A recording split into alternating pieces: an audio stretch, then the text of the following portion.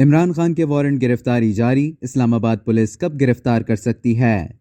पाकिस्तान तहरीक इंसाफ के चेयरमैन इमरान खान के गिरफ्तारी वारंट जारी हो गए। थाना मारगला के इलाके मजिस्ट्रेट ने खातून मजिस्ट्रेट जेबा चौधरी को धमकी देने के केस में इमरान खान के वारंट गिरफ्तारी जारी किए हैं। वारंट गिरफ्तारी थाना मारगला में 20 अगस्त 2022 को दर्ज मुकदमे में जारी किए गए। मुकदमे में इमरान खान के खिलाफ दफा 504, 506 और 188 और 189 लगी हुई है। इमरान खान के खिलाफ थाना मारगला में दर्ज मुकदमे का नंबर 407 है। मुकदमे में दफा 506 धमकी आमेज बयान देने पर दर्ज की गई। इमरान खान ने एक जलसे में खिताब के दौरान शहबाज गिल का रिमांड देने वाली खातून मजिस्ट्रेट को नाम लेकर धमकी दी थी। कहा जा रहा है कि वारंट गिरफ्तारी जारी होने के बाद इस्लामाबाद पुलिस किसी भी वक्त इमरान खान को गिरफ्तार कर सकती है। अब तक के लिए इतना ही। मजीद खबरों और न्यूज़ अपडेट्स के लिए डेली जंग के YouTube चैनल को सब्सक्राइब करें और Facebook के पेज को लाइक करना ना भूलें।